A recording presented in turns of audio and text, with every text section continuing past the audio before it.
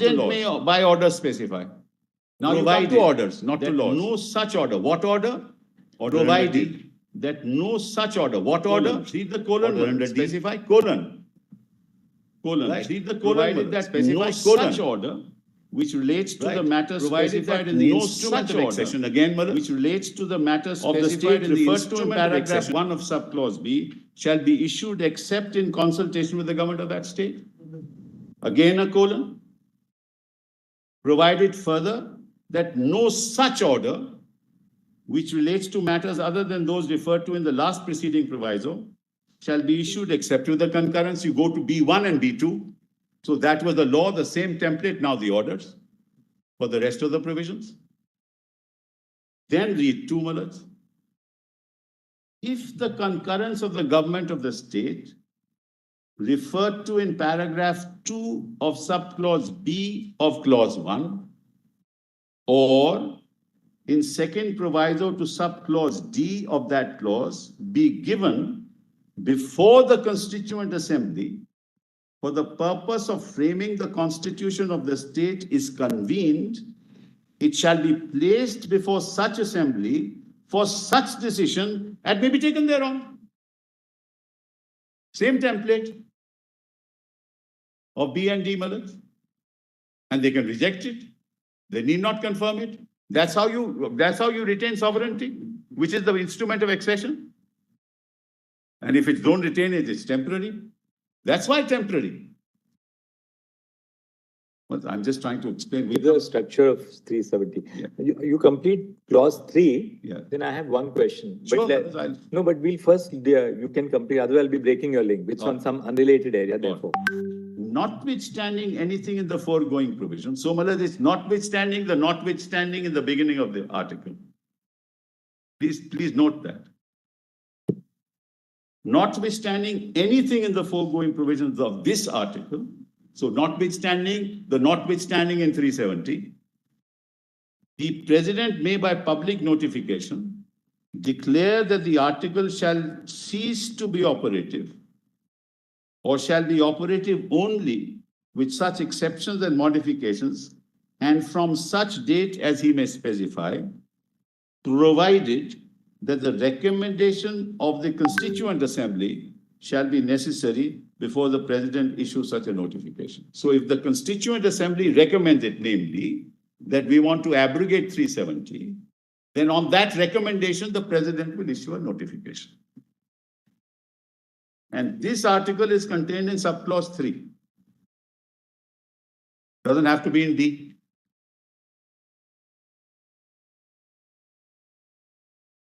So that, according to me, is the architecture of 370.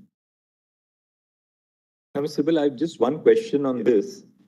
B1 refers to those matters in the instrument of accession which have been ceded by the Maharaja to the Dominion's power. B2 refers to all other matters in the union and concurrent list other than what is covered by 1. Fair enough.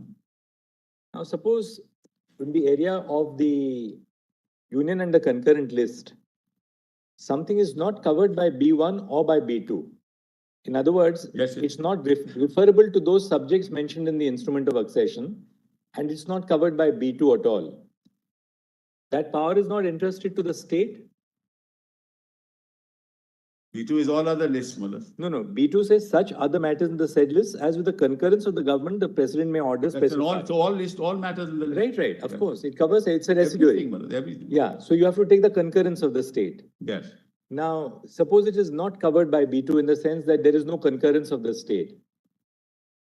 Right? It's not covered by B1. Yes. And you have not taken the concurrence of the state under B2. Correct. On such an aspect, the state legislature cannot exercise power because it's not in the state list. One second. Nizam, one second. Residuary power of the One state. second. Yeah. The state legislature, the state legislature is operating on the state list. And residuary power, Mullah. Residuary power came in and when? Under what? Other way around, Mullah. No. Kashmir, it was there from the beginning. Where does the residuary power find? Yes, I'll show that to you. This is part of the instrument itself. instrument of accession. Yes, it is part of Malas, all orders of the government. No, but has specifically there's It's a also part of the constitution. Malas, I'll show I that. just wanted to see whether it's part Yes, of yes, yes, you're always to take it, Malas. I'll because give that. otherwise there'll be a peculiar Agreed. situation Yes. where neither parliament can exercise power, Malas, I will nor show- can the state legislature I exercise take power. your lordship's point. I will demonstrate to Yes. your lordships that the residuary power was with the state legislature throughout and with the state government throughout. That was the condition on which, Malas, the accession took place. And I will demonstrate that, your lordship. That's Mr. Simple, the slightly least of different. my problems. Mr. Simple, slightly different. Okay. Yes. Yes. Which is very different from what is subject matter of 1 and 2, Yes, right. because they do not deal with abrogation of the Absolutely, article. absolutely. Yes, absolutely. Your lordship is right. And therefore, when we read at that power, which is specifically conferred on the president, Yeah. then proviso, leave aside for the time being the proviso. Do you agree with that interpretation? No, I For, don't. for the time being, just leave the proviso. Well, I can't read the constitution in this fashion. I can't even read an act in that fashion. Let's forget the constitution. How do I leave the proviso when the constitution is staring us in the face? No.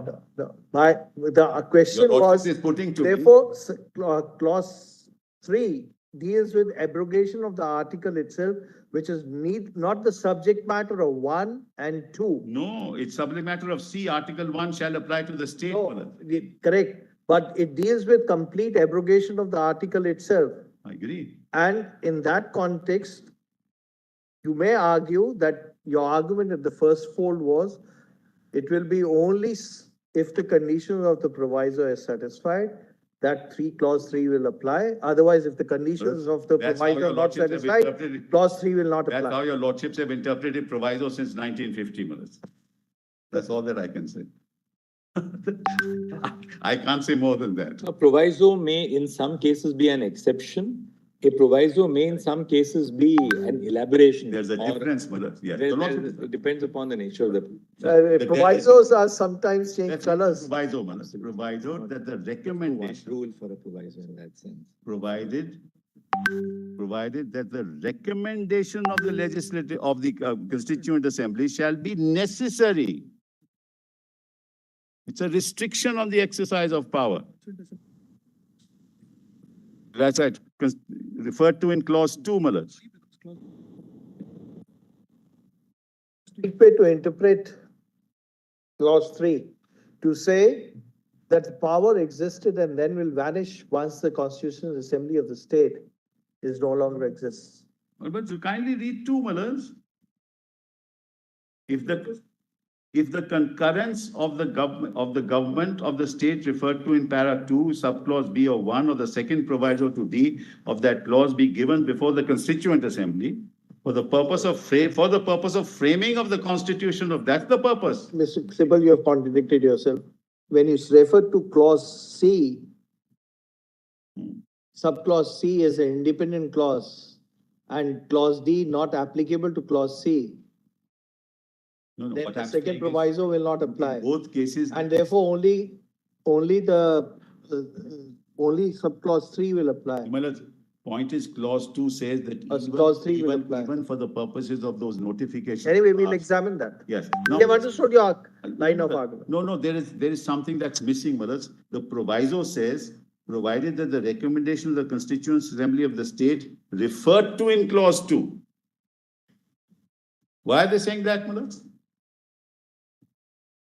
The purpose is given in clause 2. Provided that the recommendation of the Constituent Assembly of the state referred to in clause 2 shall be necessary for the president before the president issues such a notification. It is necessary and before he issues it. How can you say that it's explanatory or that it's an independent clause? It specifies how it is to happen. It has to happen before. That is, the permission has to have before. Of the that purpose of the Constituent Assembly. The Constituent Assembly is not like a permanent body. Like Parliament is a permanent body, the Supreme Court is a permanent No body. doubt about it. It's a body which has a specific purpose, and then after it becomes functus officio, so Right. to speak. Right. Therefore, once the Constituent Assembly had fulfilled its purpose, then the proviso itself has no application. No, this is the problem, Manoj, with the problem there is, then you are applying 3 without the proviso and saying this is a blanket power, then Manoj, the president can do it anytime without any consultation. Also, Mr. Sibal, one thing which we must bear in passes an mind- order. Mr. That I Sibal, integrate, that's. One thing which we have to also bear in mind is all these provisions are in Part 21. Part 21 has used 3 expressions: temporary, transitional, and special. Correct? Temporary provisions are those which are intended to be in existence for a limited period of time, That's right. but without a point of terminus, right? A temporary government servant. That person is temporary Oh, sure. for a limited period of time, Right. but whose services are to be terminated. Until you are terminating the services of that person still continues. Right. That's that broad concept, of temporary. Absolutely right. Transitional means something which necessarily has a terminus. That's right. That it Laws comes to made an- earlier, I'll show you some of the transitional provisions in this part. Right. And third is special. Right. Now we'll see, for instance, after 370, we'll get some idea from the provisions after 370.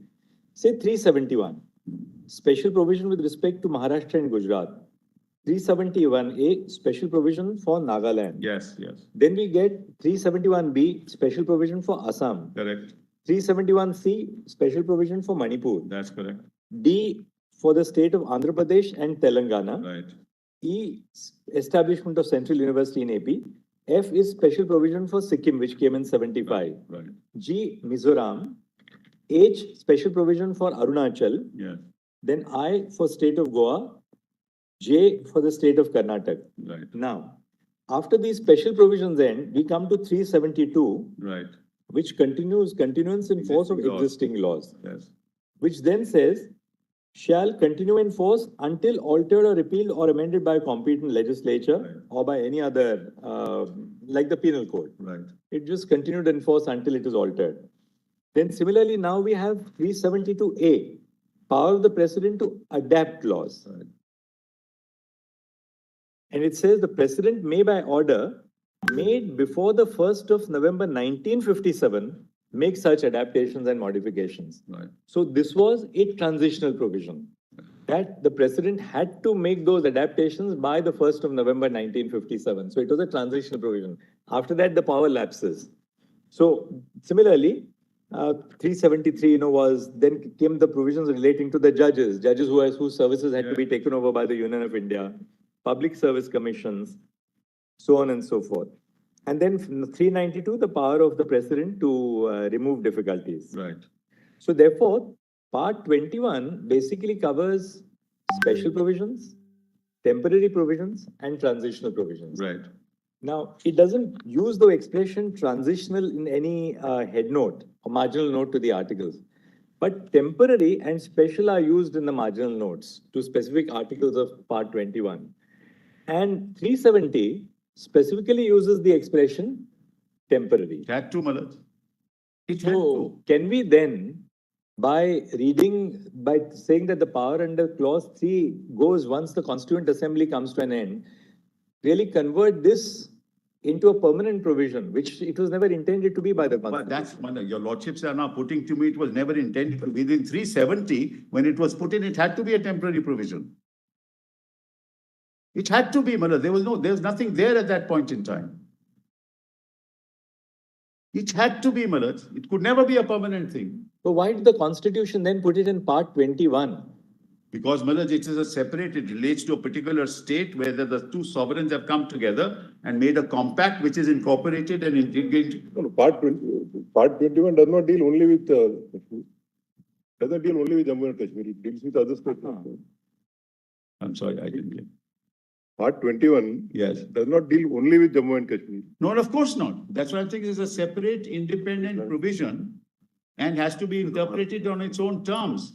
You can't incorporate, Malaj, concepts outside of 370 and integrate them into 370 and say, this is how we'll read 370. Yes. 370 is not temporary. 370 is not temporary. Penal note expressly says it's temporary. No, it says temporary provisions with respect to temporary provisions. In other words, this is a provision which is temporary till such time as the Constituent Assembly decides this way or that way. That's the whole purpose, Madhaj. Because when the Constitution came into force, there was no such thing as the Constituent Assembly even. How did the Constitution add this here? Because there was an understanding. Otherwise, why would you bring in the term Constituent Assembly in 370? It was not anywhere else.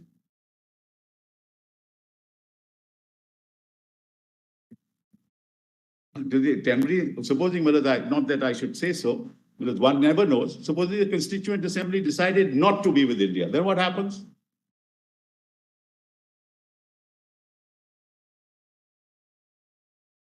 We would have to do what we did to Junagadh. You know, there are two types of temporary provisions in Part 21. One type is Article 369. 369 says Parliament had the power to make laws for a period of 5 years. That's correct. On certain matters, even if they may not be in the concurrent. Absolutely, yes. So they were temporary with reference to time. They were temporal. I agree. Then 370 is an illustration of a case which is temporary in the sense it will operate till abrogated. Would it be? I mean, we are just, when Mr. Not till abrogated. When we are putting your point, it's actually we are thinking. I that, understand. Yeah, we are just. I understand, Madhaj. This is, your lordships have always done this, Madhaj. Your lordship. This is a very fruitful debate because we all have to understand. We are here standing and it's only in that India. process that We're we can really. For the people of India, we're not, Madhaj. This is not something that we believe we are totally integrated into India. That's not an issue, Madhaj. We have said so. Therefore, there is no, as far as, I mean, our constitution says we're an integral part of India. So where's the question of moving away from that? Yes, yes.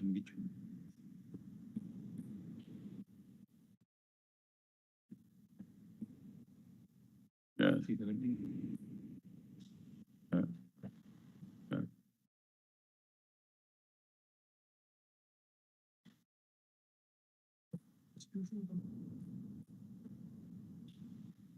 There were only two choices, Madhaj. We said, the Constituency Assembly said all of constitution to apply. We'd be like any other state. But they don't have to make a constitution of their own. Then they don't have to make a constitution of their own. Indian constitution applies.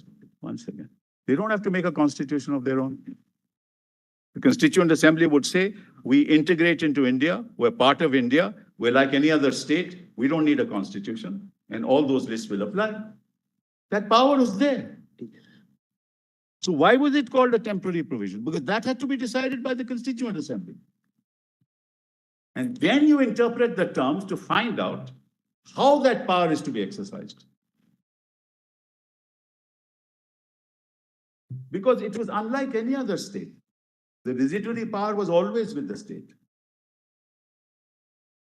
In the Delhi Agreement in 1952, I have reached. 370 came in with the original constitution. Yes. But is there anything in the Constituent Assembly debates which throws Yes. lights on why they introduced it? I'll do that straight away. Yes, I'll give your lordships that. Exactly what I'm saying is what they said. Let us see the CAD. Volume 8, Volume 8. Petition now.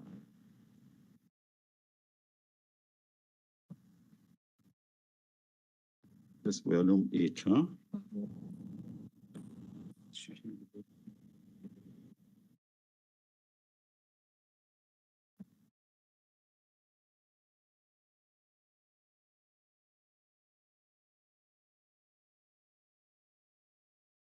Yeah. Originally, I kindly see volume 8, PDF page 1173. It's okay, 1174 actually. Volume 8, PDF page 1174. 1174. PDF 1174. Volume 4034. Running page 4035. 4035. Yes, running page. But PDF 1174. Volume 8. Volume 8. by now we know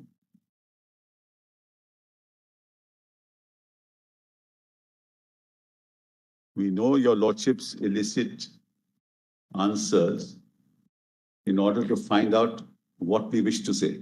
Not that your lordships have ever decided on one way or the other. You always do that, and I've seen The this last happening word is before. said in a matter, Yes, Mr. exactly. Sibal, everything is open. When the printed word comes, that's the last word. Yes, I always felt Mr. Sibal, as the judge is very quiet, there is a problem. That's a real problem. It's a real problem, which we face Actually, Mr. occasionally. Sibal, there are times when you start dictating a judgment, you start dictating it with a certain... And then you change your mind. And you start dictating with a certain conclusion in mind, because that's what you have formed. When you start dictating it, Yes, yes. then you realize that your line of reasoning is wrong, because, when you dictate, the logical syntax has to fall in place when, you are engaged with yourself. Then you realize, no, it's not going to fit in like this. Quite frankly, Miller, then I'll be honest, when I looked at it myself, I asked this question that your lordships is asking me. I myself must ask that question. 4034, Mr. Yes, 4035. Oh, sorry, 1174, Yes, 1174. Then kindly come to Millers, the sentence starting.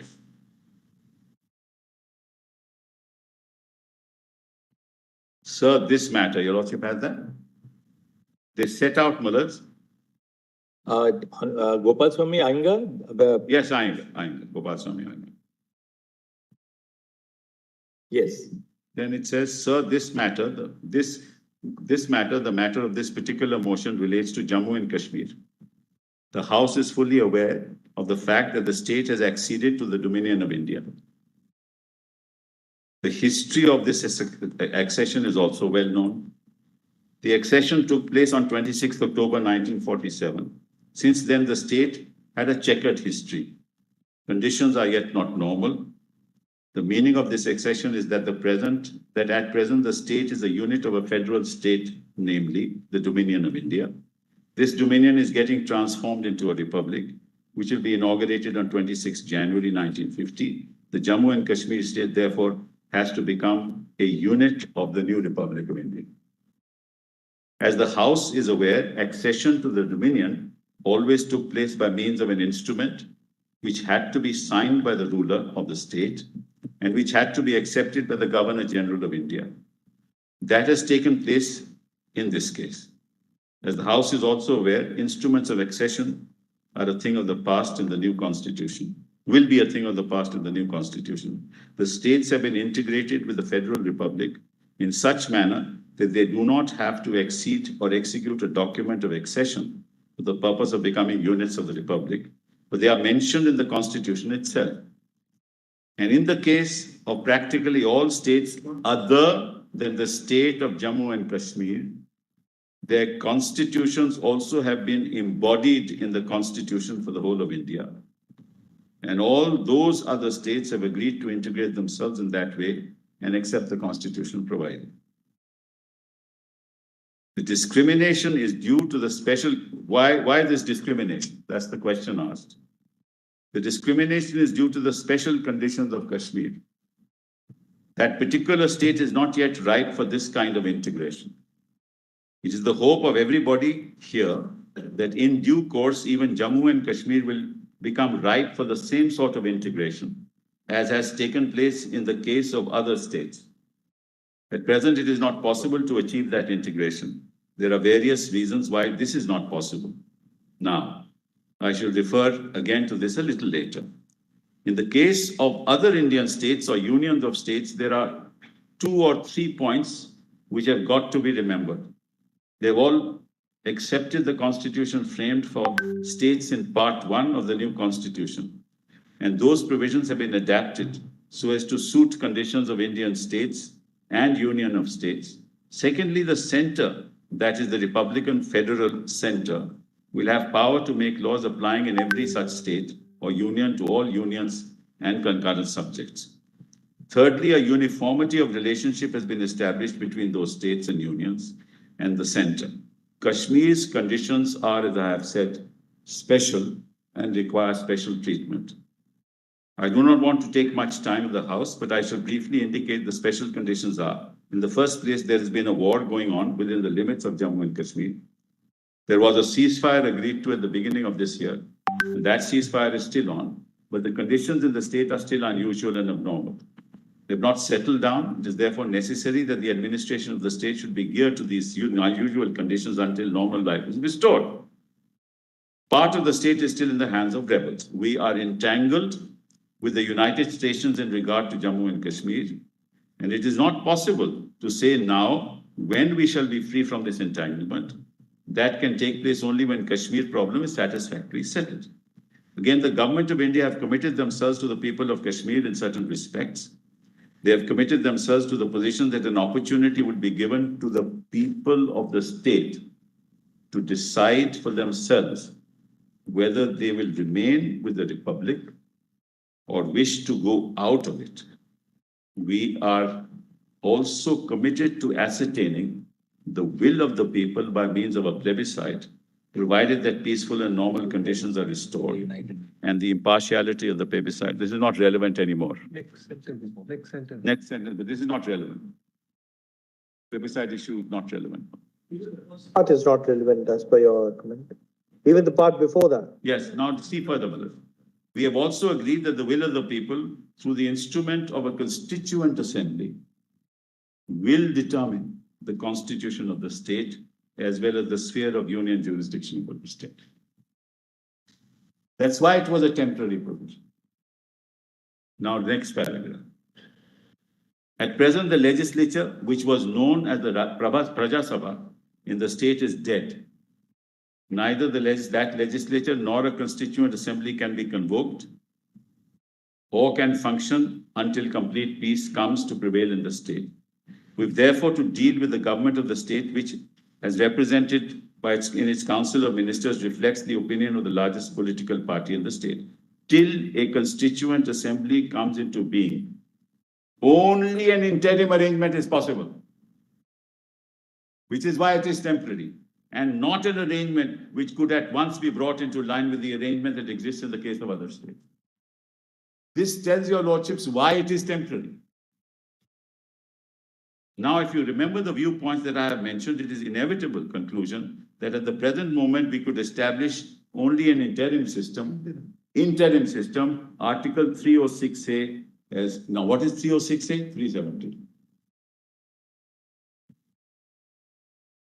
Is an attempt to establish such a system. Interim till the Constituent Assembly decides.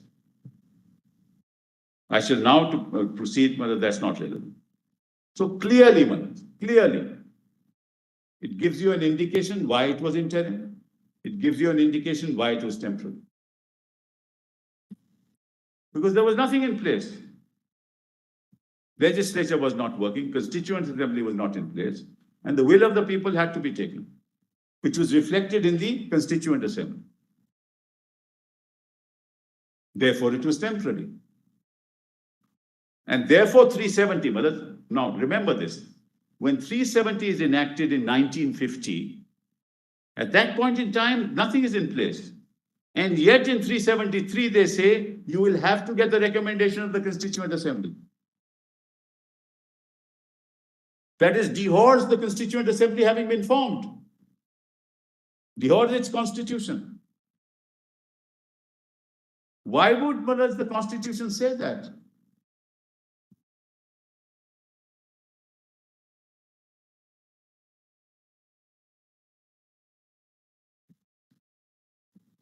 Then kindly come to 4039.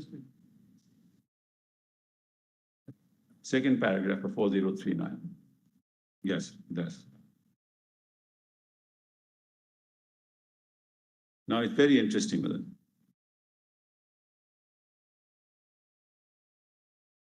Let's read the paragraph, then we come to clause 2. First that, and then I'll read the other paragraph. Then we come to clause 2. My lords have that? That's PDF 1178. 4039. That's right. Justice called them.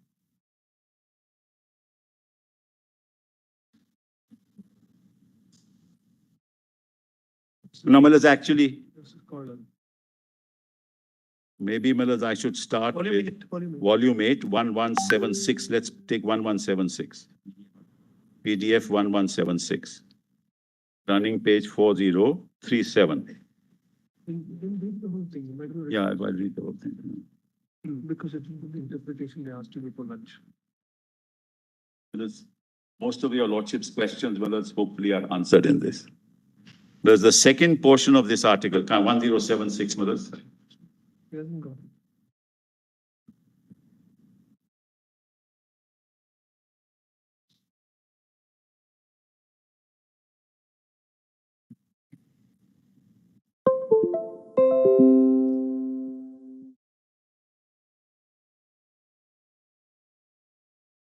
Yes.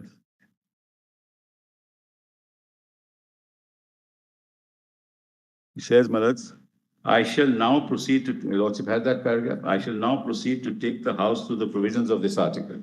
That's 306A, which is 370.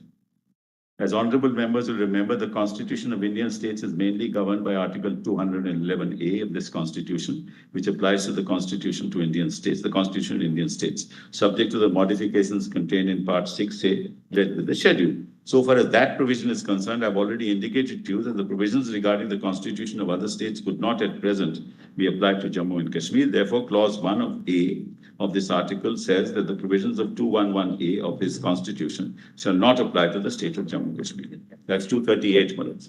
211A is 238A. Now B. The second portion of this article relates to the legislative authority of Parliament. So Parliament may by law. That's B. Over the state of Jammu and Kashmir. This is governed primarily by the instrument of accession. Broadly speaking, that legislative power is confined to the three subjects of defense, foreign affairs, and communications. But as a matter of fact, these broad categories include a number of items which are listed in the instrument of accession. I believe they include, they number some 20 to 25. Now, these items have undergone a change in description, in numbering, in arrangement, as amongst themselves in List 1 and List 3 of the new Constitution. It is therefore necessary that the items mentioned in the instrument of accession should be brought in line with the changed designations of entries in the lists 1 and 3 of the new Constitution. So, Clause 1B of 306A says that this listing of items as per the terms of the new Constitution should be done by the President in consultation with the government of the state. That explains, Manoj. B1. Clause B2 refers to possible additions to the list in the instrument of accession. And these additions could be made according to the provisions of this article with the concurrence of the government of the state. The idea is that even before the Constituent Assembly meets, it may be necessary in the interest of both the center and the state that certain items which are not included in the instrument of accession would be appropriately added to the list in that instrument so that administration, legislation, and executive action might be furthered. And as this may happen before the Constituent Assembly meets, the only authority from whom we can get consent for the addition in the government of the state that is provided. Then there is the explanation, which defines what the government of the state means. The government of the state is defined both in the Constitution, which is now supposed to be in the force in Jammu and Kashmir, the state, as well as the proclamation with the Maharaja issued on 5th March 1948, the terms of which are as follows. Then kindly come to C and D. Yes, second last paragraph in 1177, PDF 1177. 4038. My lord has that. Clause C and D refer to the provisions of the Constitution other than matters listed in 1 and 3. These various provisions have been divided into certain categories. The first, according to this draft, is that Article 1 of the Constitution will automatically apply. As you know, it describes the territory of India and includes among those territories all the states mentioned in Part 3, and Jammu and Kashmir is one of the states mentioned in Part 3. With regard to the other provisions in the Constitution, these will apply to the Jammu and Kashmir state with such exceptions and modifications as may be decided on when the President issues an order to that effect. The order can be issued. Just read the sentence once again. With regard to other provisions of the Constitution, Yes. these will apply when the President issues an order to that effect.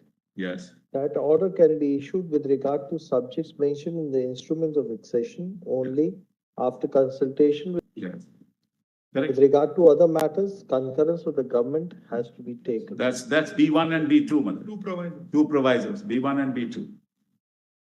That order can be issued in regard to subjects mentioned in the instrument only after consultation. In regard to the others, it concurs. Now, it is not the case, nor is it the contention of the members of Kashmir government, whom I took opportunity of consulting before this draft was finalized. It's not their intention that the other provisions of the. The case, no. Sorry.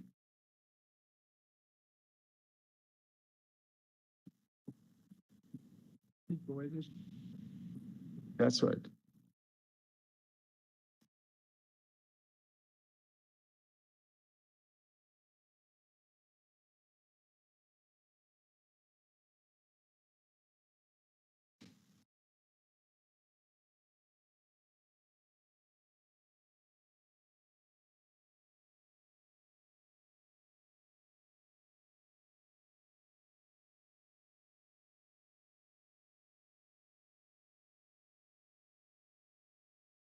Now, it is not the case, nor is it the intention of the members of the Kashmir government, whom I took the opportunity of consulting before this draft was finalized. It's not their intention that the other provisions of the Constitution are not to apply.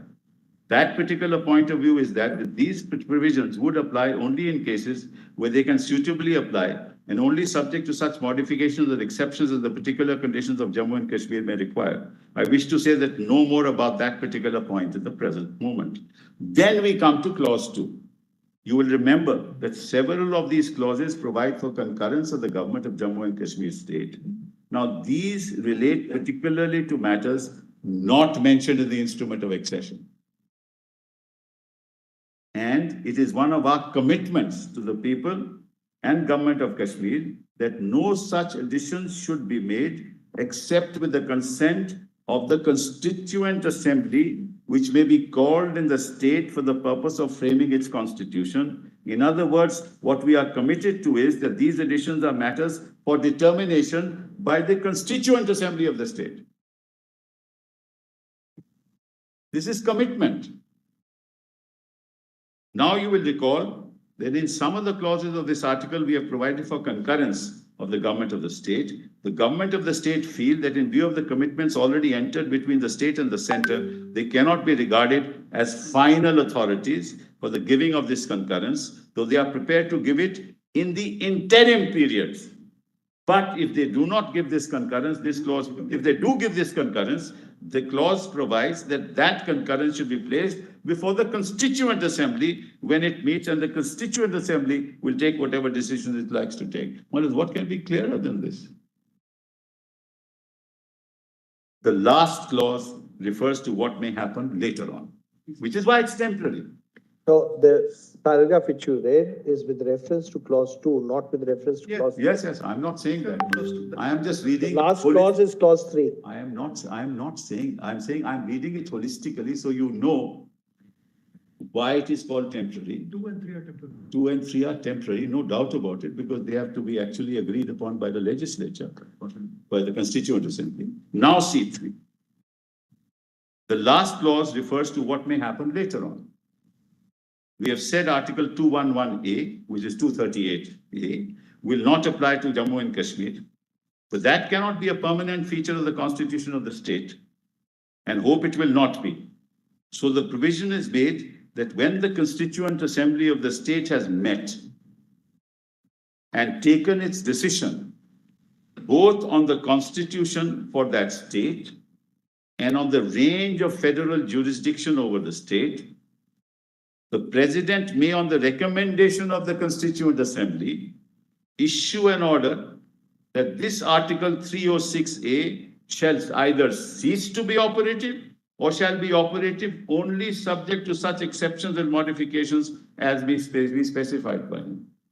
But before he issues any order of that kind, the recommendation of the Constituent Assembly will be a condition precedent. That explains the whole of the article. Well, there can be nothing clearer than this. I mean, we in hindsight, sitting in 2023, can't interpret a provision except on its terms. We're here to interpret the Constitution. We're not here to legitimize a process which is inconsistent with the express terms of the Constitution. Next paragraph.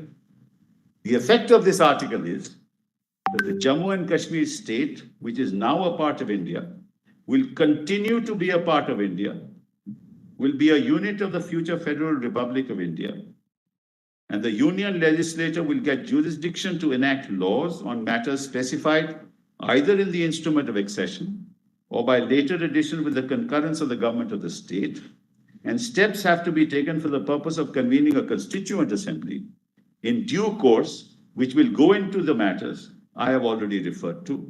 When it comes to a decision on the different matters, it will make a recommendation to the president, who will either abrogate 306A or direct that it shall apply with such modifications and exceptions as the Constituent Assembly may recommend. That, sir, is briefly a description of the effect of this article, and I hope the House will carry it. This explains several things. One, why it was a temporary provision. Two, Constituent Assembly had not been constituted then. It was envisaged in our Constitution that it will be constituted. And the ultimate authority of abrogating 370 will be left to the Constituent Assembly. And a precondition of that would be a recommendation of the Constituent Assembly for the President to pass an order. Absent that, it can't be done. That was the understanding of the lawmakers, of the constitution makers of India, of the Constituent Assembly. That is why it was put in. It was not a temporary provision in the sense that it had ultimately 370 had to be abrogated. That's not the meaning of the temporary provision that we're talking about. In any case, Malaj, a heading of an article can determine the content of the article.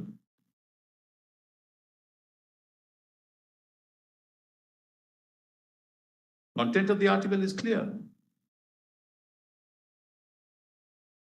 So, Malaj, the government of the day was staring at the provisions of Article 370. And according to me, through a political act, not a constitutional procedure, declared that 370 is gone. That's why I said it was tossed out of the window through a political act, not through a constitutional act.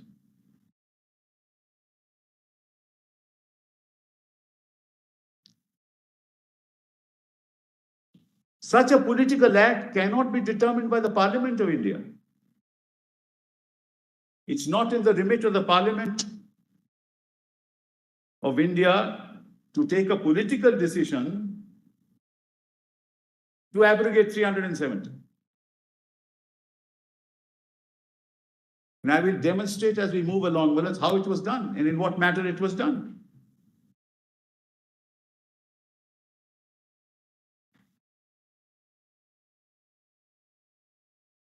Nobody can deny that the people of Jammu and Kashmir are with the Union. It's an integral part. Nobody can deny that. But there is a special relationship. There is a unique relationship which is engrafted in 370 itself. You can't jettison that except by following a process which is ordained by law. So, as your lordships asked me on the Constitution, I wanted to just mention this. This is the liberals.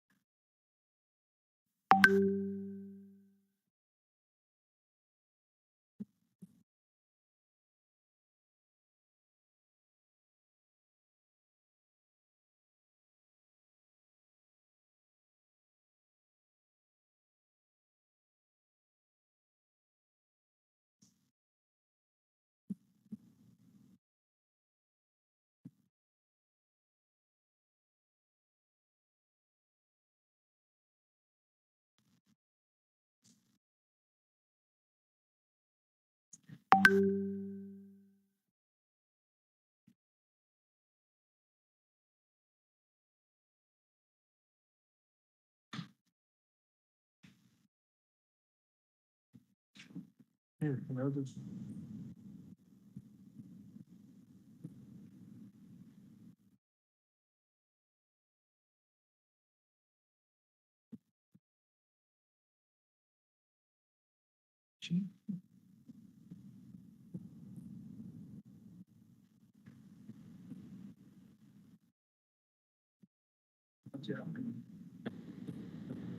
Times that.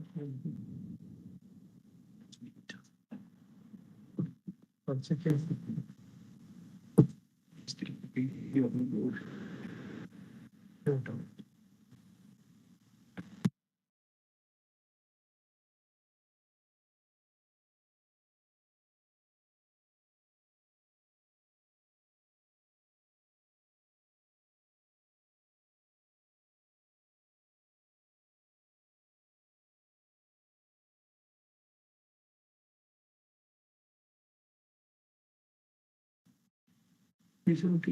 Okay.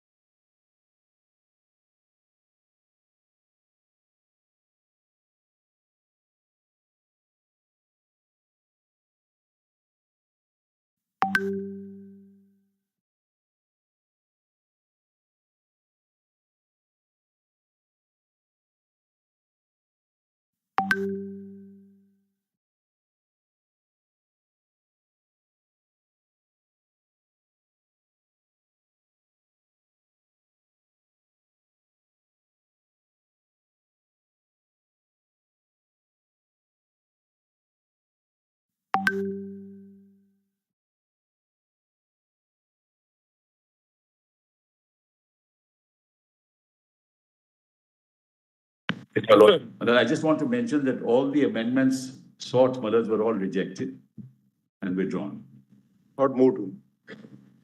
not moved. Mr. Mahaviragi, he did not move those amendments. Yes. So, Malas, may I go back to the list of dates now? Now that I've Malas put my provision on Article 370 straight away. Well, Lordship, let's go back to the list of dates, Malas, and finish. Malas, kindly come to my written submissions, volume 2, and the PDF page is 41. Same page that I left. You're on the list of dates and the serial where you left. Yes, ma'am, that's right. But I thought, unless we have a clear picture of 370, well, it'll be difficult to. Item 33 at page PDF 41. My lords have that? Justice. So we can't. Yes. Under 370 sub-article 1 of the Constitution and following consultation with the government of Jammu and Kashmir, the President issued the Constitution application of Jammu Kashmir Amendment Order 39, modifying Articles 54, 55 of the Constitution, as long as they applied to State of Jammu and Kashmir. Now, as your lordships will notice, each of these orders were issued under B1. D1, all of these orders. B1, D1, D1. all of these orders. Then in 1952, on the 10th of June, whereas on June 10, 52, the basic principles of Committee of Jammu and Kashmir Constituent Assembly submitted its interim report to the Jammu and Kashmir Constituent Assembly and recommended that the form of the future constitution of Jammu and Kashmir shall be wholly democratic. The institution of hereditary rulership shall be terminated. The office of the head of state shall be elective. Then the next is very important. In 1952, the Delhi Agreement of 1952 was entered into between the Government of India and the Government of Jammu and Kashmir. Under this agreement, the Government of India agreed that while residuary powers of the legislature vested in Parliament in respect of other states, in the case of Jammu and Kashmir, such powers vested in the state itself. This is what my lord asked me the question. Now, let us kindly read this document. It's very important. Volume 1 of the compilation of documents, pages 13, PDF 13. 1 second. Yes. 1 second.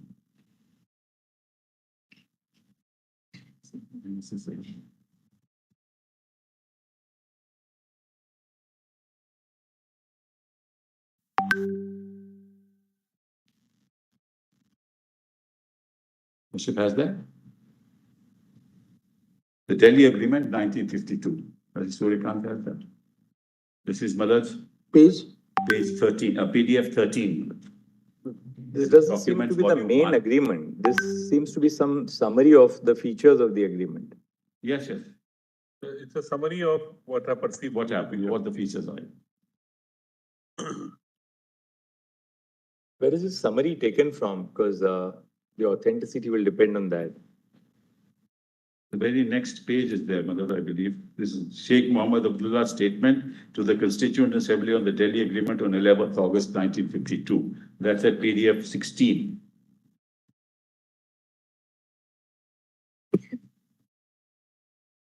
That's the actual extract. Yes, I can read that, Madhur.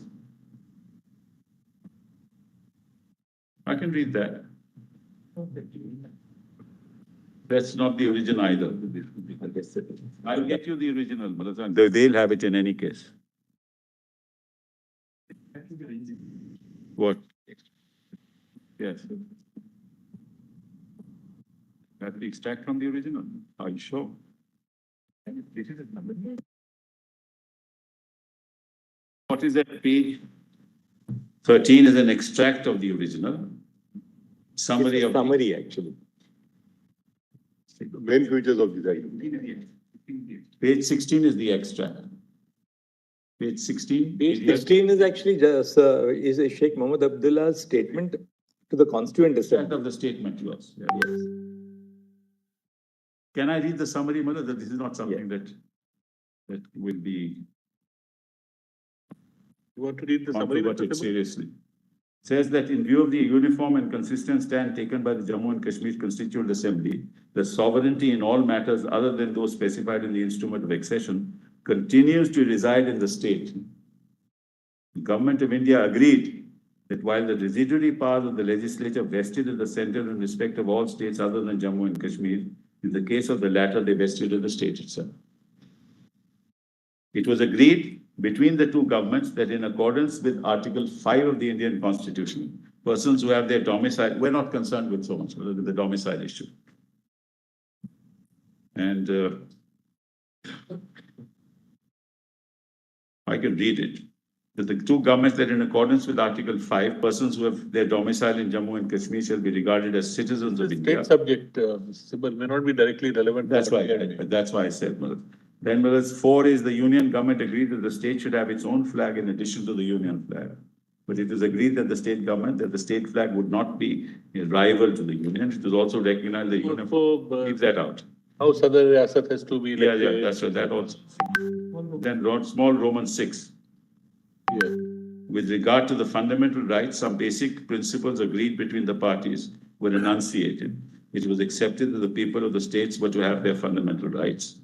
But in view of the peculiar position in which the state was placed, the whole chapter relating to fundamental rights of the Indian Constitution could not be made applicable to the state. The question which remained to be determined was whether the chapter on fundamental rights should form a part of the state constitution of the Constitution of India as applicable to the state. So it was not much as applied at that time, fully. With regard to the jurisdiction, they'll leave that out on the Supreme Court. And then there was a great deal of discussion, item 8.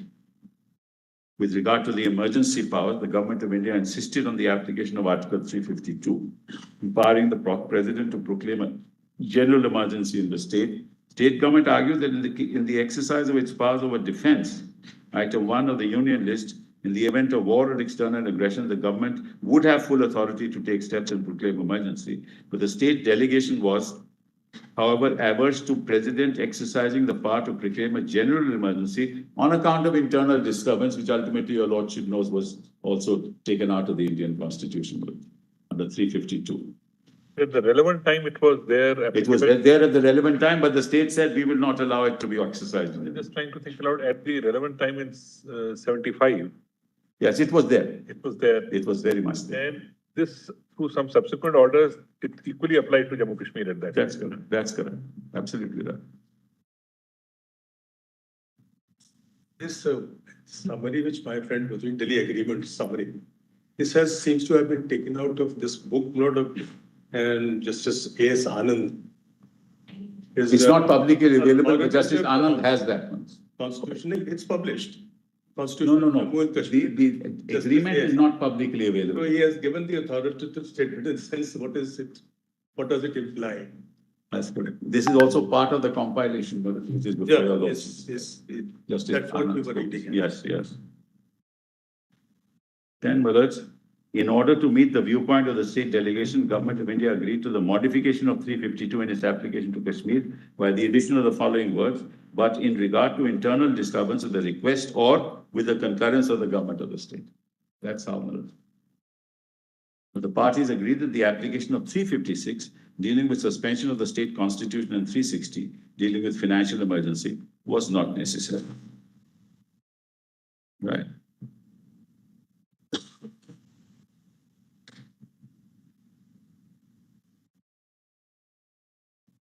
Then Miller's Sheikh Abdullah's statement to the Constituent Assembly on 11th August.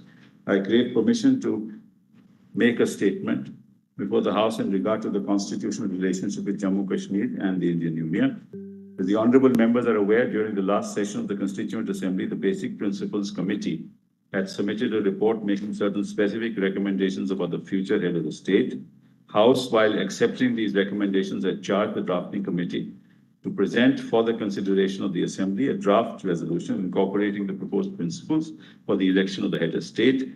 Drafting committee will no doubt submit its report to the House. Since the changes proposed in the Assembly involve corresponding adjustments in the Indian Constitution, Government of India desired that it should have time to discuss with our representatives other matters pertaining to the constitutional relationship of our state with the Union. During the last stage of these discussions, it became necessary for me and some of my other colleagues in the government to participate in the talks. I'm now in a position to inform the House that certain broad principles have been laid down and certain decisions have been tentatively arrived at between the two governments. The basis of our relationship with India is the instrument of accession, which enabled our state to enter into a union with India. In accordance with the terms of the instrument, certain powers were transferred to the center. The principal matters specified with the purpose in respect to which the Dominion legislature could make laws for the state were.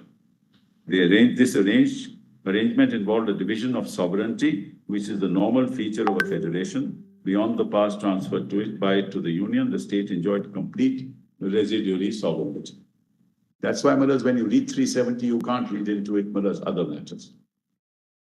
These terms of the association of our state with the Dominion were maintained, and subsequently, when the Constituent Assembly of India was charged with the task of framing a constitution, this overriding consideration was kept in view in determining the position of this state in the proposed constitution. Earlier to this, it had been agreed between the two governments that in view of the special problems arising in respect of the state and the fact that the government of India have assured its people they would themselves finally determine their political future, a special position should be accorded to Jammu and Kashmir in the future constitution, so that the limited field of the union powers over the state is ensured.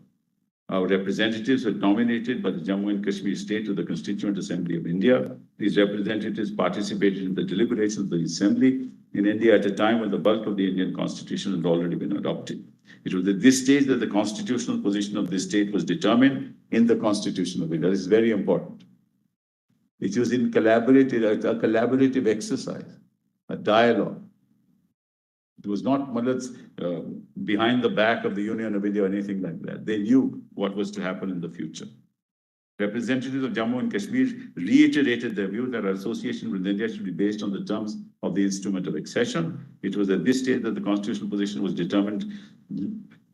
The representatives of the Jammu Kashmir state reiterated their view that an association with India should be based on the terms of the instrument of accession. It was also made clear that while the accession of Jammu and Kashmir state with India was complete, in fact, and law, to the extent of the subjects enumerated in this instrument, the autonomy of the state with regard to all other subjects outside the ambit of the instrument of accession should be preserved.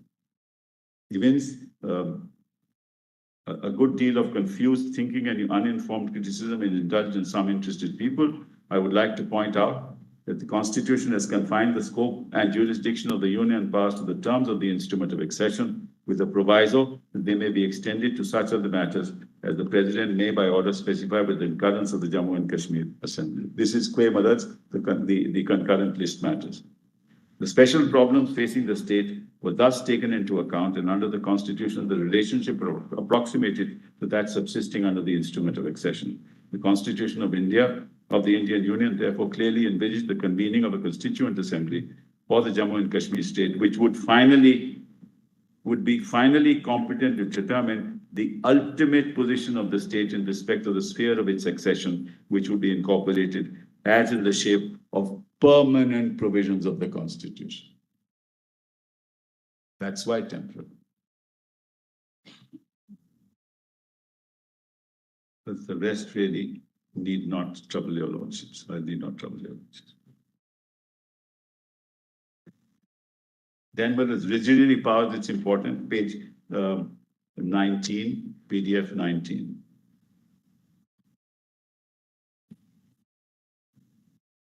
There is a heading of residuary powers. It was agreed that while under the present Indian Constitution, the residuary powers vested in the center in respect of all the states other than Jammu and Kashmir, in the case of our state, they vested in the state itself. This position is compatible with Article 370 of the Constitution of India and the instrument of accession on which this article is based. We've always held that the ultimate source of sovereignty resides in the people. It is therefore from the people that all powers can flow. Under these circumstances, it is up to the people of Kashmir through this assembly to transfer more powers of mutual advantage to the custody of the union. So, but what happens ultimately, and I'm just, since I will come to that later, is that Parliament exercised the will of the people of Jammu and Kashmir when they abrogated the article. That's what happened. They took upon themselves the constitutional responsibility of saying that we are now the legislature. We are the Constituent Assembly, and we will exercise the will of the people of State of Jammu and Kashmir to say that we abrogate 370. In essence, that's what happened. Is that possible constitutionally? Is that envisaged by 370? Is this not an exercise of political power?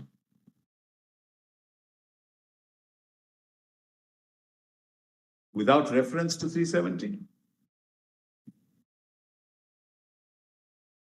And can such a power be exercised in the manner in which it was exercised? That's a matter of procedure. Because then there is citizenship, we need not go into it, fundamental rights, we don't have to go into all this.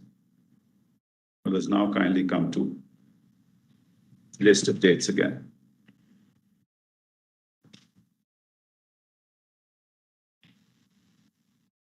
Right, back at 42 months.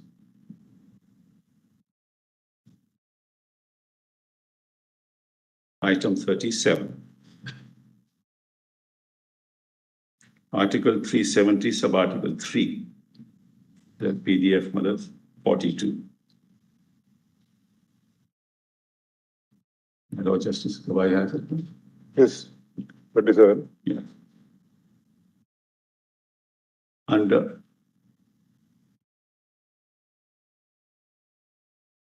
I just was wondering whether all of your lordships had it.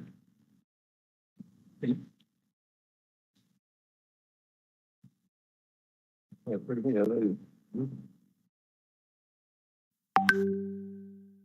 have to say, Mother, that I've been and even though I say it to myself, a good student because I can access it immediately. This is my second constitution where Oh, I see the Chief Justice who's made me take to this. Now, Mother, I done. More My lesson when adapted my in Lord the said to me, I'm not going to allow you to argue.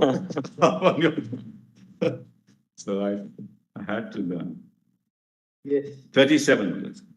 Under Article 370, sub-Article 3 of the Constitution, the President, after a recommendation of the J&K Assembly, issued Notification 44, modifying 370, to include an explanation that the phrase state government meant the Sadr-e Riyasat acting in aid and advice of the Council. Kindly note that. That was done by the Constituent Assembly. That's the only time they exercise their powers. With reference to 370.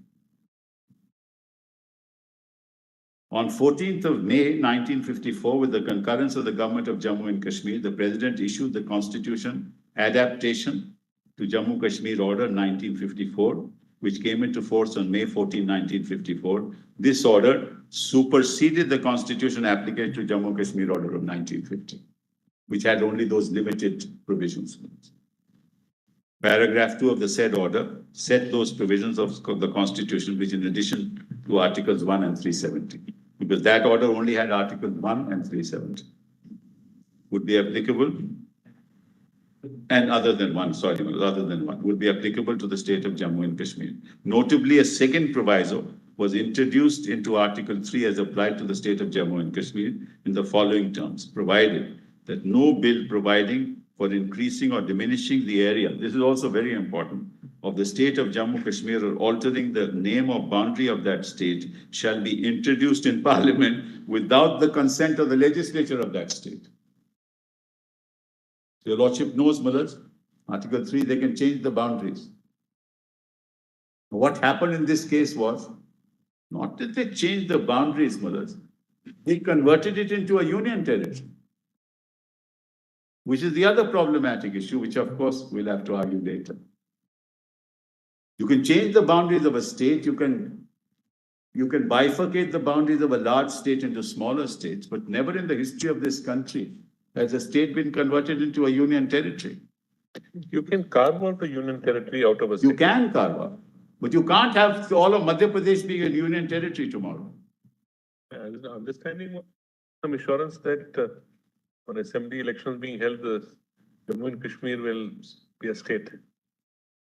Or No, I read that's somewhere. true, but what they have converted it into a union territory as of now. I mean, that's unthinkable. And under the article for Jammu and Kashmir, there was a special provision that had to be consented to. That was also not done.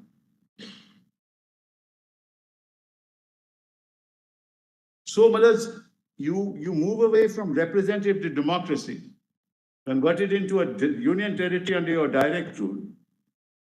You do away with representative democracy, and 5 years have passed.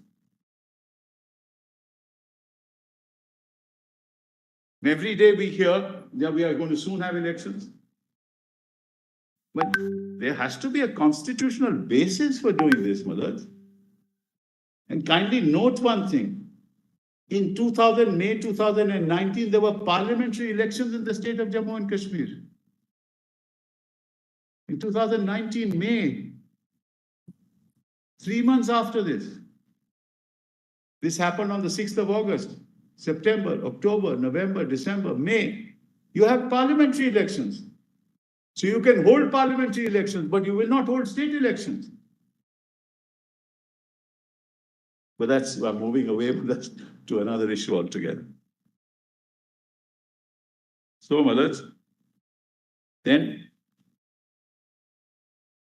1039, 1711-1956, the Constituent Assembly of Jammu and Kashmir, in exercise of its constituent powers, approved and adopted the Constitution of Jammu and Kashmir. Which is why I started off with the proposition that the concept of a Constituent Assembly is a political exercise. That political authority, that political body can decide on the future of the state. Could have decided on the future of the state. But that's a political decision. You want to abrogate 370, abrogate 370. You want to go integrate into India completely, say we don't need a constitution. But that's a political act. That political act cannot be exercised by parliament, by a legislative body. Because that legislative body is controlled by the Constitution. And its functions are controlled by the Constitution. It can't go beyond that. Which is why I made that statement at the beginning.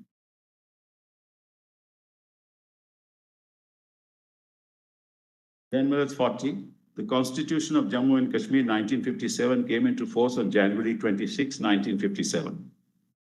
By means of this Constitution, the people of the state of Jammu and Kashmir, having solemnly resolved in the presence of the accession of this state of India,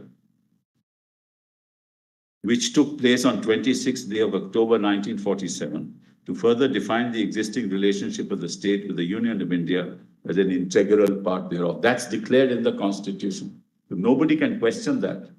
Nobody need question that. Nobody can say that we are not being regarded as, we were not saying that we are not an integral part of India.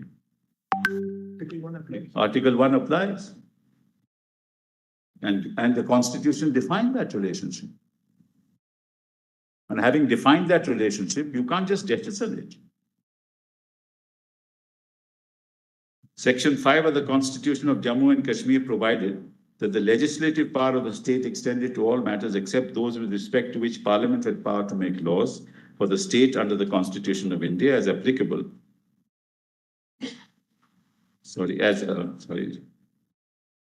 Applicable to the state of Jammu and Kashmir. Legislative powers in the state were to lie with the Legislative Assembly and the Legislative Council. Significantly, Section 147, which dealt with amendments to the Constitution of Jammu and Kashmir, provided that no bill or amendment seeking to change the provisions of the Constitution of India as they applied to Jammu and Kashmir would be introduced or moved in either of the state legislatures. They had no authority once the constitution had come into force and the orders passed. Then on 21/11/1964, the Constitution application to Jammu Kashmir Third Amendment Order of 1964, that is CO 71, which amended the 54 order, made Article 356 applicable to the state with one modification, that the expression included the Constitution, excluded the Constitution of Jammu and Kashmir.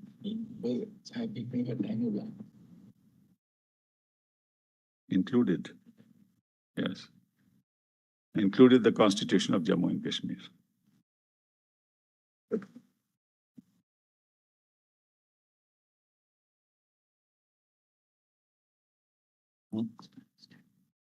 Those are there in all which have been passed. I have a list. You can just give the list. Volume 3, you have all the orders. This, you have now made your point on this. So all the orders. I'm not asking your lordship to go through. I'm not even going to read it, Manas. Yeah. Yeah, we're not going to go into all this. 54, about 54 orders. 54 orders are there, around 54 orders. Of the. Yes. Of course, of the assembly. No, some government. Section, The government, Manas. under D or under? D. D. D1. Not, no, B2 or B2 or B1, D. D2, Manas. D2. D1. The D only has one, Just D, the Madam. proviso. I think it's just D. D. D Yeah. doesn't have a number 2 or.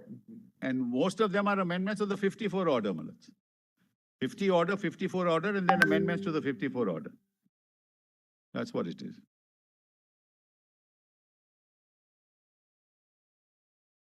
(42) Yeah, but is it necessary? My lord is saying that out.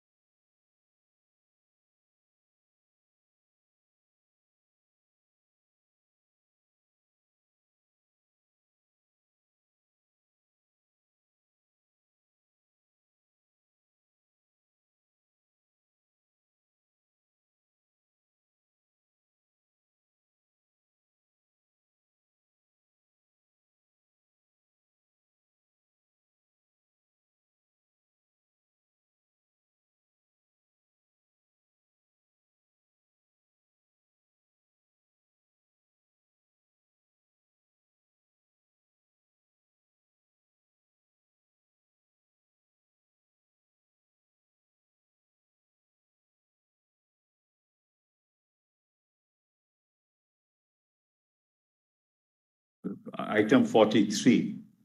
Yes. Lordships don't mind, it's PDF 44. The Kashmir Accord, now that's a political document.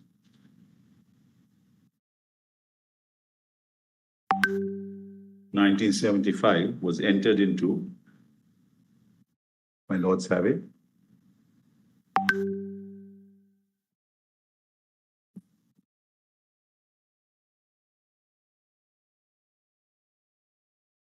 PDF 44. The Kashmir Accord 75 was entered into between the Government of India and the Government of Jammu and Kashmir. Under Clause 1 of the Accord, the relationship of the State of Jammu and Kashmir with the Union was to continue to be governed by Article 370 of the Constitution. Now kindly note, Malaj, the temporary provision was over. Still be governed. Why was this required to say it is to be governed if it is a permanent feature? Sorry? Why was there a requirement 77 to say this will continue to govern when it was a permanent feature? Malaj, it also reiterated the residuary powers of the state. Malaj, that's not the only thing that happened. It's just a reiteration of the position that was accepted by the Government of India throughout, which is the constitutional position. After all, it's a political accord, Malaj. I mean, it has no legal basis that way, but it tells you of the intent of the signatories, Malad. Political change at that time. Yes, I know that. Malad, in any case, 75 is a momentous time in the history of this country. Yes. Luckily, I was out of the country, Malad, so I.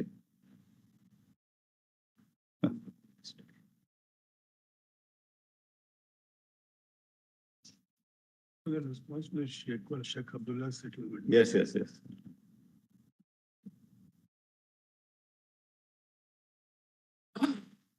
So, fine.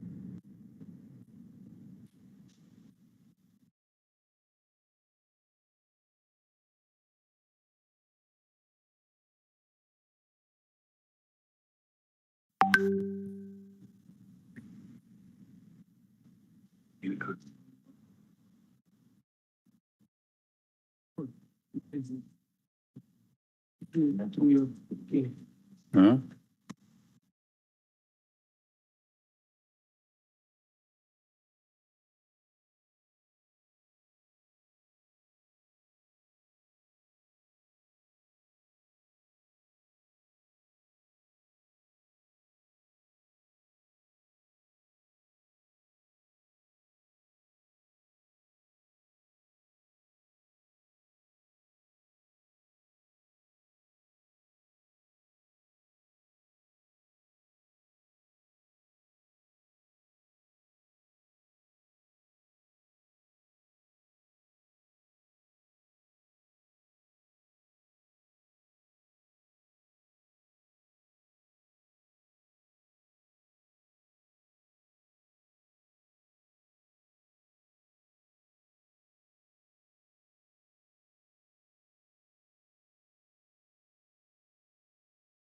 And jail for ultimately 14 years.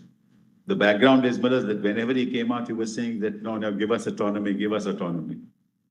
It is in that context that the accord was there, that you can't get out of 370. That's really the background to it. He was put in jail even by Mrs. Gandhi.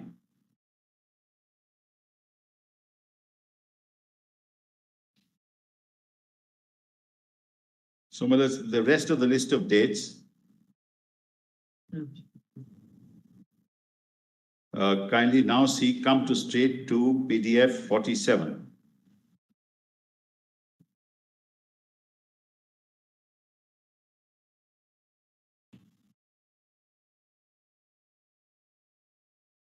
On 29th of March 2017. Then, of course, the clamoring began, remove 370, do away with 370. But that's a separate issue. I mean, we're not concerned with that. So You are on the 55 now? 55, exactly, man. Well, Lord Justice Khanna has 55. Justice Gawai. That's Suryakant. Yes. Member of Parliament Ratna Denag raised a question whether the Minister of Law and Justice, as to whether the government proposes to amend and remove 370 related to Jammu and Kashmir in the near future. If so, details thereof, if not the reason, therefore, whether this will help in providing equitable justice to the people of the state, and if so, the details thereof. Minister of State and Law and Justice, so and so. At present, there is no such proposal under consideration. These are only proposals. These are only proposals, all no throughout. It is called, goes on, Malad. Yes.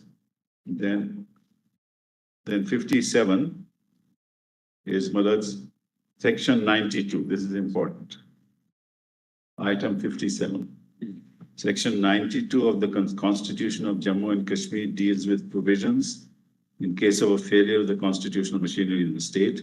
Provision permitted the governor to, by proclamation, assume to himself all the powers and functions of the government of the state.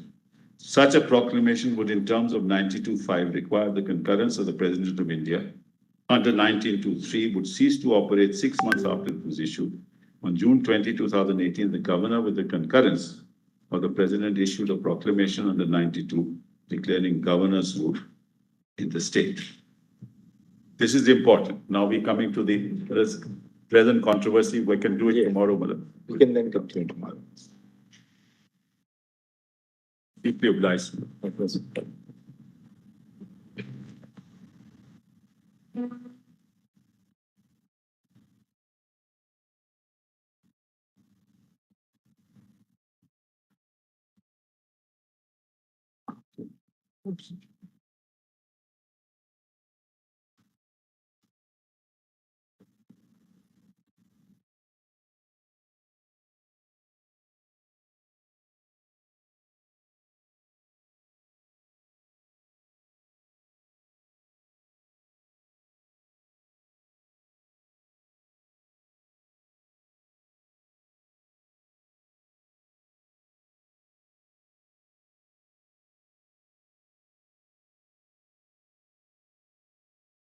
It's not the Americans who won the war for the No, it's Allies. not. Yeah. It was the Soviet Union who came and destroyed Hitler. Like an American general said, they will fight the Ukrainian war till the last Ukrainian. Yes, right. Prime Minister Modi understands what matters to a country is economic power. Nehru destroyed the Indian economy and impoverished us. The following is a conversation with Mr. Mohandas Pai.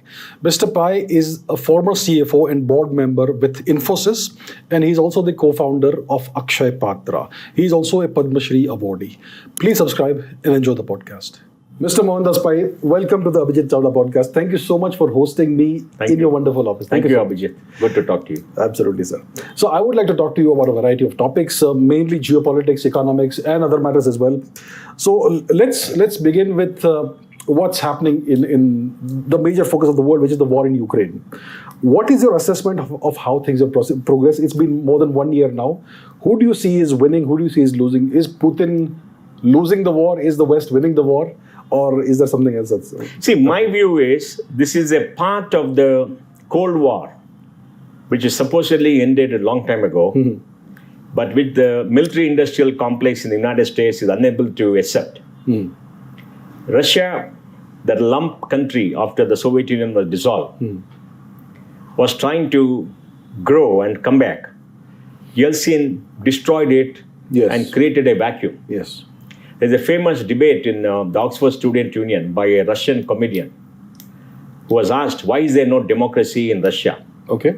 And he said, you must remember that the serfs were there till 1917 in Russia. It was a feudal country which never had a history of democracy. And then came Stalin, then came Lenin and Stalin and the Communist Party, which took over Russia and created the Soviet Union.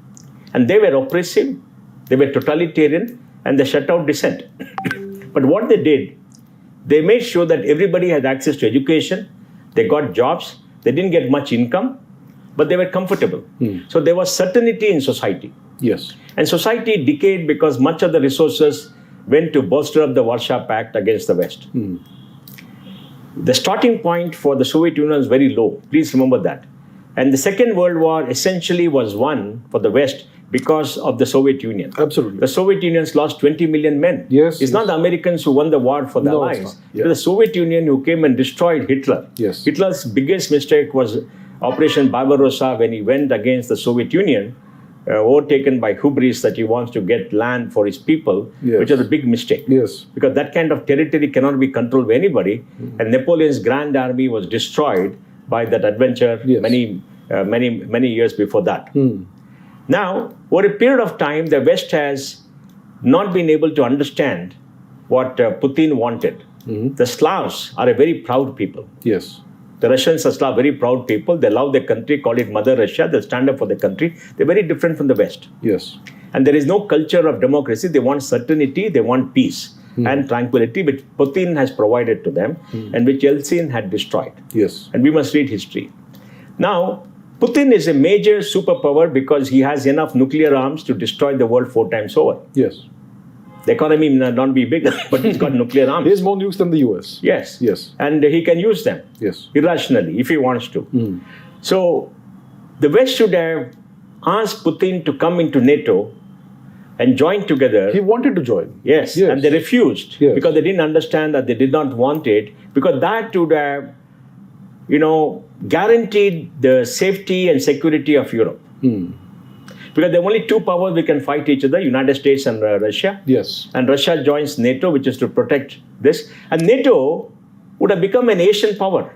Indeed. Because NATO would have had suzerainty right up to Vladivostok across Siberia. Yes. And if NATO had done that, they could have taken on China today. Indeed. Yes. So please remember, the West forgot a very big strategic need that they had. Yes. Because of course, at that point of time, China was nowhere in the reckoning, seen as a poor country, nobody could see forward, etc. Now, the Ukraine matter happened primarily because of the change in the leadership and the elections, the problem with Crimea, which Russia took over. And we must remember that after the war, Russia gifted Crimea to Ukraine. Yes. And long ago, there was a battle called the Crimean War. The Crimean War between Great Britain and Russia. Yes. For the last cavalry-driven war. After that came the industrial wars. Yes. So it has its own history. Yes. And Russia held on and to the Crimea despite invasion by others. So the memory of that is very big, and they're not going to gift it away. Now, Ukraine applying for NATO would mean that nuclear arms would come closer to the Russian border. And Ukraine is next to Russia. Yes. Now, as it is, many countries of the erstwhile Soviet Union joined NATO. And there was a report which said that at one point of time, there's a commitment from the United States by, President Senior Bush's, Secretary of State to say to Gorbachev that they will not have this new country join NATO, and there'll be buffer states for Russia's security. Yes. And Russia is very security conscious because it's been invaded by European powers so often. Yes. The Napoleonic invasion and Hitler's invasion are fresh in their minds. Yes. So I think it's important for the West. The West will not understand. They're black and white. So I think when Putin asked Ukraine not to go there and asked the West for commitment, they did not do it. They waited for him. Now they want to bleed Russia. Yes. Just like Russia bled in Afghanistan. And later when the Americans came there and they bled there with the Taliban, and Russia supported with arms and ammunition. So it's a great power game that is being played out. We don't know what will happen. But today, if you look at it, Russia is bleeding. It's got sanctions. So it's hurting it very well. It's a matter of time before it hurts more. The Americans are also hurting, primarily because they're funding the Ukraine conflict. Yes. Like an American general said, they will fight the Ukrainian war till the last Ukrainian. Yes, right. And the Europeans are hurting because now they have to increase the spending on defense to 2% of GDP. They have a huge social security commitment. The economy is not growing, economy is aging. Yes. So reality has come. They have to pay more for energy. They were getting deeply subsidized gas from Russia. Yes. It's gone. Yes. And the chemical industry is gone. Much of the industry is gone and become less competitive. I mean, Germany, which is the biggest state there in economic terms, is going into recession. It is. Where German manufacturing is there. Yes. UK is in deep trouble economically. France is in trouble. But the future of Europe is something that is clouded economically and socially, because their median age is about 47 years. The biggest challenge, I believe, for the planet is, in my view, aging. And we should discuss that. Right. So I think all this end result will be a war of attrition. I don't know when it's going to end. Hopefully, reason will come to President Biden and Putin to sit across the table and come to a settlement. Xi has become the supplier of goods and many things to Putin. And Xi has become stronger globally. He's facing sanctions on semiconductor area. Yes. But he has got 31% of global manufacturing. And even if you shift, it's going to take a long time. And the shifting is essentially happening in Vietnam, which shares 1,200 kilometers with China. Yes. There are Chinese entrepreneurs going across the border in Vietnam and doing it. So I think this is a big issue that is going to impact the world, and we don't know when they will settle. But the world geopolitical orders will change. China imports 85% of its oil from the Persian Gulf. Yes. And it passes to the Indo-Pacific. Yes. And that's why India becomes important. India is getting wooed by the West. Yes. India is a growing economic power. So the West requires us to be on their side. Least of all, not to be on anybody else's side. So you've got to be on their side. Even if we try to be independent and try to say that we're not going to fight anybody's army, etc. And for India too, China is the big enemy. It is. And the Chinese are very clear that they want to make sure that India does not come up. There's a whole intention because they want to be the big hegemon in Asia. Yes. Southeast Asia is formerly, large part of it is called Indochina. It will now be called Indochina. China has hollowed out the economies of Southeast Asia by importing a lot from them and using it to export outside. Okay. So they depend on China for a lot of their trade. Japan population is aging Yes. and shrinking. Last year, 1.6 billion Japanese side, 800,000 Japanese were born, children were born. Okay. So the population of 124 million will shrink to 96 million by 2050. Okay. So they can't be a great power. Australia is a small country. Yes. So if you look at, and South Korea too, has got a population problem, an aging problem. An aging problem. And there's North Korea up there, which is the Bhuta, who was trying to, go after them always. So I think the entire world is in a very unstable situation. It is, yes. And everybody is trying to create alliances to counter that. But the big thing will be very clear, is the West versus China in the future. The West versus China. Yeah. Right. So the Ukraine war, has it really benefited China a lot, or has it also put China under pressure? So on the one hand, we see that the Chinese are being rebuked for not censoring the Russians and supplying them with various things. So is it something that... I think it strengthened China because geopolitically it has got Russia as a client state. a client state now. And most of the resources and oil and minerals which are there for Russia is in the Asian part of Siberia. Yes, right.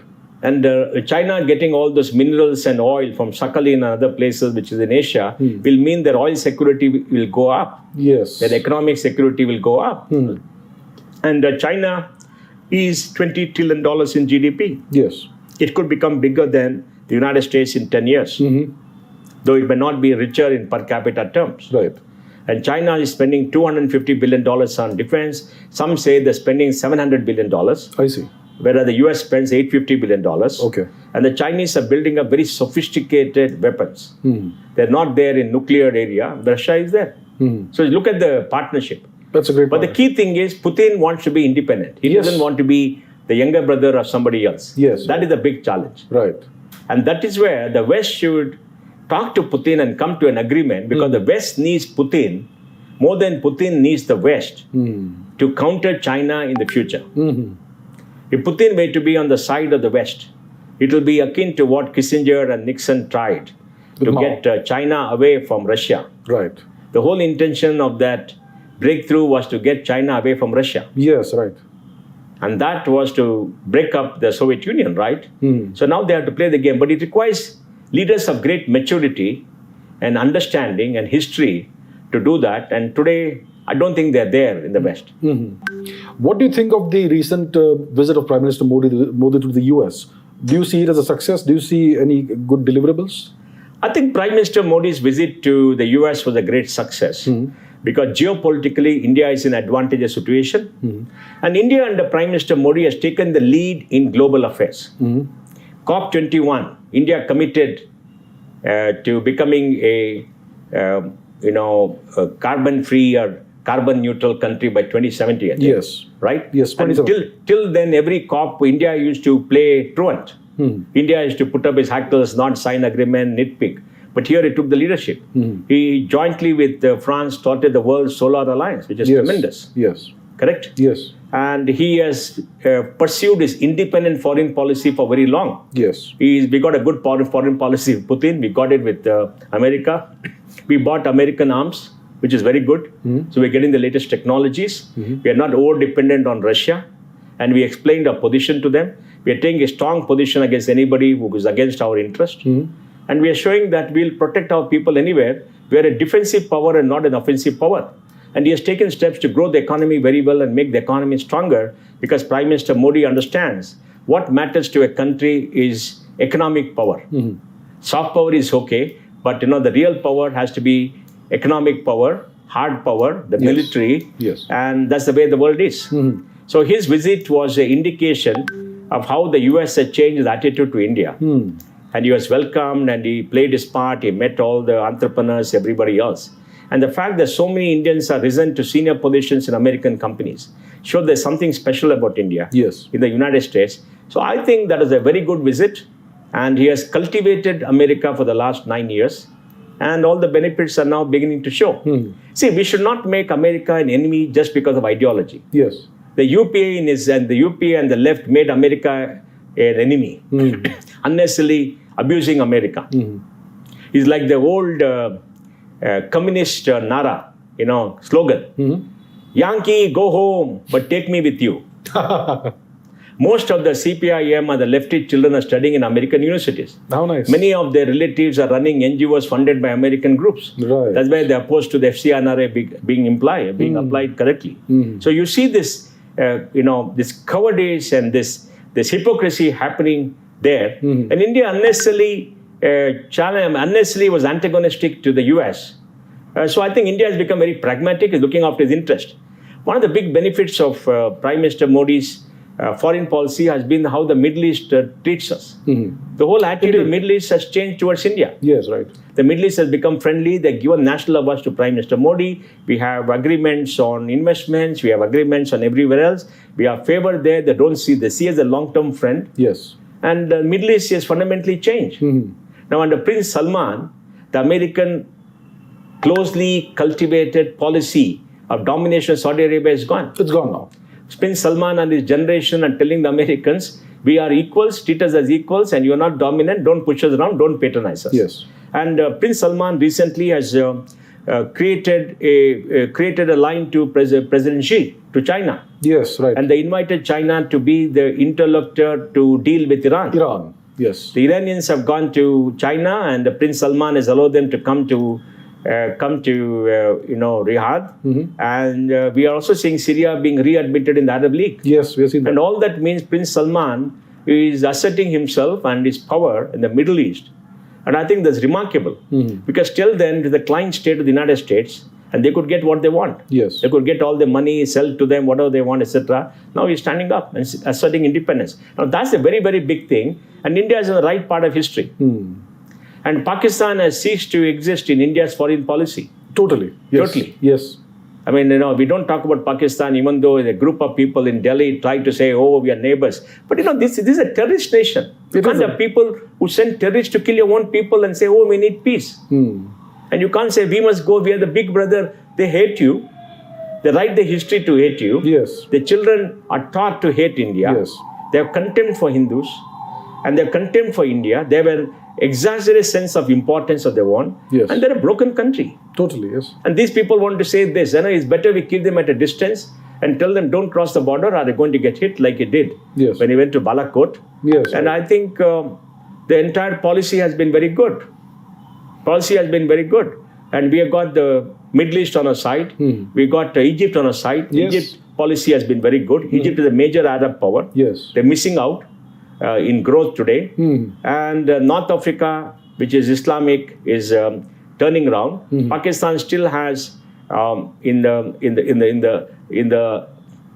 Islamic, all the Islamic countries, they got an organization, IOC, I think. IOC. Yeah. OIC. Yes. Organization of Islamic Countries. Yes. And there they still have a voice because of religion, but that voice is diminishing. Right. Because real politics will dominate anything else in the new world. Right. So do you see the US as a nation in decline? Because they are now kind of withdrawing from the Middle East, and we are seeing Mohammed bin Salman asserting himself. See, Abhijit, if you read Samuel Huntington's Clash of Civilization, there are many truths there. He makes the point that great powers and great countries get into economic overreach, and that economic overreach ultimately hurts them. America has got $26 trillion of debt. Yes. Interest rates have gone up. And America has been the world's policeman for long. Yes. It has tried to protect Europe at its own cost. And it has the grand notion that it can control the entire world. Yes. By Pax Americana, same like Pax Britannia. Yes. In the earlier century. Yes. And Great Britain lost everything because of economic overreach. They could not run their empires, they fought wars, etc. But America is a $25 trillion economy. It's a very big economy. Now, what is the challenge about America? The Americans build a narrative of American exceptionalism to say they are the country which is very liberal, inclusive, great things, etc. And they build the myth based on an elite in the East Coast and the West Coast. Yes. The East Coast are the old elite, intellectual elite. The West Coast are the new tech elite, who try to show that they want to be very caring and inclusive, etc. Yes. But there were deep fissures in the United States among people. Poverty was growing. 45 million people in the US are supposed to live in poverty. And America is a broken society because all Americans have not done well. When America agreed to China sign the WTO, They forgot that China could destroy the whole industrial base, which China has done, is sucked out. And the inflation being low in the last 20 years is because of Chinese goods coming in, because the wages are being suppressed in China. Now that is gone. So they forgot that this, divide between the rich and the poor, between the courts and others, and education has expanded. Yes. So you had the rise of President Trump. Because when President Trump came and said, "Make America great again," it resonated with people. Yes. And the people voted for that. And what President Trump did was to show the face of America to all Americans as a misogynistic, racist, broken, economically broken country. Broken not because of the economic power, which is very good, but because of the division of everything else, with a government deep in debt. Right. And their foreign policy not working. Because you can't be the hegemon globally for too long unless you're very strong. Yes. So it still has the world's best universities. That's not going to go away. It's like Britain having Oxford, Cambridge still, right? They still have it. They still have it, right? Yes. And an imperial college, they still have it. Apart from that, the economic power UK doesn't have. Whereas US has the economic power, they have the digital power in the valley. So I think Trump showed everything, and there was a reaction from the elites. Reaction from everybody to badmouth Trump, to put him up, etc. And Trump didn't play the game well. Yeah. I mean, he should have communicated better and won back, etc. But he didn't win. But Trump has shown America what America really is. A socially broken country, deeply divided country. Now, it's up to the Americans, of all dispositions, to come together and work out a new idea of America. A new idea of America which talks about the values on which America was founded and what America should be for the future. Should America be the great society of Lyndon Johnson, or should it be anything else? How do you bring in a better racial peace in America? All the things are very important. There has to be a debate, and the debate cannot be based on extremist, so-called progressive, shut the rest, my way or the highway discussion that is there with the flavor of the week, with all this trans discussion, all kind of discussion by small group of people taking center stage. It has to be broad mass of people. And that's not happening. That's right. Biden was unable to do anything. Biden was just there. You've seen the disastrous years of the Obama administration. Obama promised much but could not deliver. His foreign policy was again a big disaster because the Middle East blew up. Syria and other countries blew up during the time. So you have an America today which has to mend itself and find its new way. And the new way cannot be as a hegemon, but can be a partner. It can be a leader in the democratic countries around the world. But America has to accept democracy is different in different countries. Right. American democracy is very different from Indian democracy, very different from European democracy. But you have to confer to the ideals, and you can't have an abusive think tanks abusing India all the time, passing all kinds of silly reports because Soros is funding them for his own particular purposes. And you must understand, most people are nationalists not to conquer others, which is European nationalism, but nationalists to protect their own interest. And I think that's extremely important.